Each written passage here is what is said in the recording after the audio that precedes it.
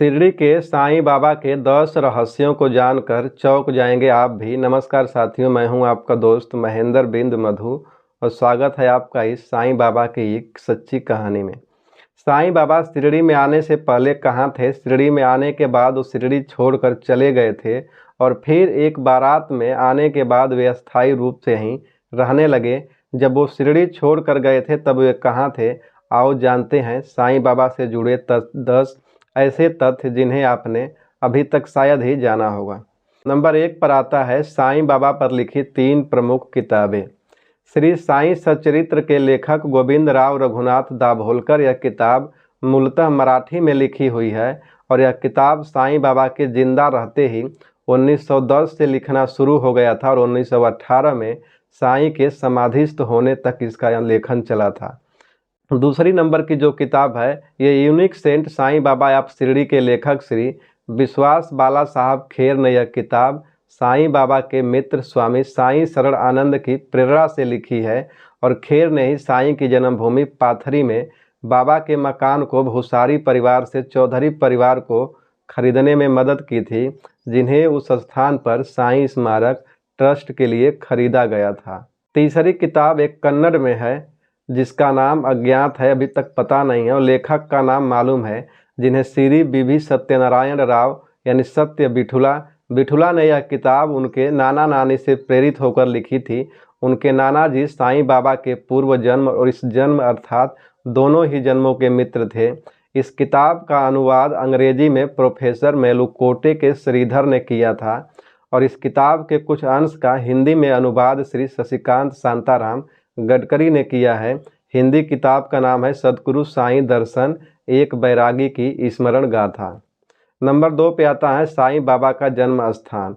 महाराष्ट्र के परभणी जिले के पाथरी गांव में साईं बाबा का जन्म 27 सितंबर 1830 को हुआ था और साईं के जन्म स्थान पाथरी पर एक मंदिर बना है और मंदिर के अंदर साईं की आकर्षक मूर्ति रखी हुई है और ये बाबा का निवास स्थल है, जहाँ पुरानी वस्तुएं जैसे कि मिट्टी, घटी और देवी देवताओं की मूर्तियां रखी हुई है। पुराने मकानों के अवशेषों को भी अच्छे से संभाल कर रखा गया है और इस मकान को साईं बाबा के वंशज रघुनाथ भूसारी ने 3000 रुपये में 90 रुपये के स्टाम्प पेपर पर श्री साईं स्मारक ट्रस्ट से खरीद लिया है।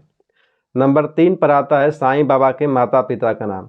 साईं बाबा के पिता का नाम परशुराम भूसारी और माता का नाम अनुसुईया था, जिन्हें गोविंद भाऊ और देवकी अम्मी के नाम से जाना जाता था। कुछ लोग पिता को गंगा भाऊ भी कहते हैं। दोनों के 5 पुत्र थे, जिनके नाम क्रमशः रघुपति, दादा हरि भाऊ, अंबादास और बलवंत था। साईं बाबा परशुराम की तीसरी संतान थे, जिनका मूल नाम हरि भाऊ था। नंबर 4 पे आता है कि साईं बाबा के वंशज कौन हैं। साईं बाबा के वंशज आज भी औरंगाबाद, निजामाबाद और हैदराबाद में रहते हैं और साईं के बड़े भाई रघुपति के 2 पुत्र थे, महारुद्र और परशुराम बापू। महारुद्र जी के 2 बेटे हैं, वे रघुनाथ जी थे जिनके पास अभी पाथरी का मकान था। रघुनाथ भूसारी जी के 2 बेटे और 1 बेटी हैं, दिवाकर भूसारी, शशिकांत भूसारी और एक बेटी है जो नागपुर में रहती है। दिवाकर हैदराबाद और शशिकांत निजामाबाद में रहते हैं और परशुराम के बेटे भाऊ थे और भाऊ को प्रभाकर राव और मणिक राव नामक 2 पुत्र थे।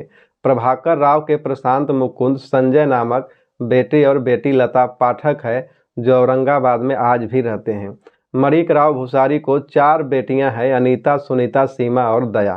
नंबर 5 पर आता है साईं की शिक्षा और पिता की मौत। साईं बाबा हरि भाऊ साईं की पढ़ाई पाथरी में ही उनके पिता की सानिध्य हुई और पाथरी में गुरुकुल भी था और जहां वे गुरु से शास्त्रार्थ करते थे। दरअसल साईं बाबा के घर के पास ही मुस्लिम परिवार रहता है। उनका नाम चांद मियाँ था और उनकी पत्नी चांद बी थी, जिन्हें कोई संतान नहीं थे और हरि भाऊ उनके घर में अपनी ज़्यादा समय बिताते थे और चांद भी हरि भाऊ को पुत्रवत ही मानती थी। पिता की मौत के बाद पूरा परिवार बिखर गया और कहते हैं कि पाथरी से बाबा को वली नामक एक सूफी फकीर लेकर चले गए थे और साईं के दूसरे भाई औरंगाबाद, निजामाबाद और हैदराबाद चले गए थे। नंबर 6 पे आता है बैकुंठा के आश्रम में बाबा। फकीर के साथ बाबा कई जगह घूमते हुए दिन अचानक ही वह पाथरी पहुँचे और वहाँ पहुँचने के बाद पता चला कि अब वहाँ कोई नहीं है। और अंत में वे पड़ोसी में रहने वाली चाँद बी से मिले और हरि भाऊ को देखकर चाँद बी काफ़ी प्रसन्न हुई और हरि बाबू के खाने की व्यवस्था की और उनके लिए नज़दीक के गांव सेलू के वैकुंठा आश्रम में ले गई। और इस वक्त बाबा की उम्र लगभग 15 वर्ष रही होगी और वैकुंठा ने उन्हें देखते ही गले लगा लिया और उन्हें अपना शिष्य बना लिया। वैकुंठा ने अपनी मृत्यु के पूर्व बाबा को अपनी सारी दिव्य शक्तियाँ दे दी थी। 7 पे आता है कफनी बाना और ईंट। एक दिन वैकुंठा और साईं बाबा जंगल से लौट रहे थे तो कुछ लोग बाबा पर ईंट पत्थर फेंकने लगे और बाबा को बचाने के लिए वैकुंठा सामने आ गए तो उनके सिर पर एक ईंट लग गई और वैकुंठा के सिर से निकलने लगा खून और बाबा ने तुरंत ही कपड़े से उस खून को साफ किया और वैकुंठा ने वही कपड़ा बाबा के सिर पर 3 लपेटे लेकर बांध दिया और कहा कि ये 3 लपेटे संसार से मुक्त होने और ज्ञान और सुरक्षा के हैं। जिस ईंट से चोट लगी थी बाबा ने उसे उठाकर अपनी झोली में रख लिया।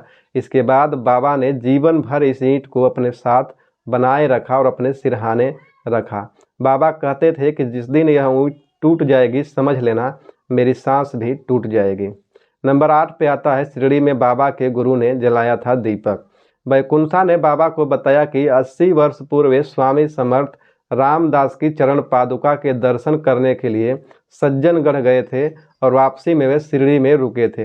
उन्होंने वहां एक मस्जिद के पास नीम के पेड़ के नीचे ध्यान किया और उस वक्त गुरु रामदास के दर्शन हुए और उन्होंने कहा कि तुम्हारे शिष्यों में से ही किसी एक को यहाँ रहना पड़ेगा और उसके कारण यह स्थान तीर्थ क्षेत्र बनेगा। वैकुंठा ने आगे कहा कि वही मैंने रामदास की मूर्ति में एक दीपक जलाया है जो नीम के पेड़ के पास नीचे एक शिला की आड़ में रखा है। 9 पे आता है शिरडी में साईं का आगमन। वैकुंठा की आज्ञा से साईं बाबा घूमते फिरते शिरडी पहुँचे। तब शिरडी गांव में कुल 450 परिवारों के घर रहे होंगे। वहां बाबा ने सबसे पहला खंडोबा मंदिर के दर्शन किए। फिर वे वैकुंठा के बताए उस नीम के पेड़ के पास पहुंच गए और नीम के पेड़ के नीचे उनके आसपास एक चबूतरा बना था और भिक्षा मांगने के बाद बाबा वहीं बैठे रहते थे। कुछ लोगों ने उत्सुकतावश पूछा कि आप यहाँ नीम के पेड़ के नीचे ही क्यों बैठे रहते हो। इस पर बाबा ने कहा यहाँ मेरे गुरु ने ध्यान किया था इसलिए मैं यहीं विश्राम करता हूँ। कुछ लोगों ने उनकी इस बात का उपहास उड़ाया। तब बाबा ने कहा कि यदि उन्हें शक है तो वे इस स्थान पर खुदाई करें और ग्रामीणों ने जब इस स्थान की खुदाई की तो वहाँ उन्हें एक शिला के नीचे 4 जलते हुए दीपक मिले थे। नंबर 10 पे आता है बाबा का शिरडी में पुनः आगमन। 3 महीने के बाद बाबा किसी को भी बिना बताए बगैर शिरडी छोड़कर चले गए थे। लोगों ने उन्हें बहुत ढूंढा लेकिन वे कहीं नहीं मिले और भारत के प्रमुख स्थानों को भ्रमण करने के 3 साल बाद साईं बाबा चांद पासा पाटिल के साथ उनकी साली के निकाह के लिए बैलगाड़ी में बैठकर बाराती बनकर आए थे और बारात जहां रुकी थी वहीं सामने खंडोबा बाबा का मंदिर था और जहां के पुजारी महालसा पति थे। इस बार तरुण फकीर के वेश में बाबा को देखकर महालसा पति ने कहा आओ साईं।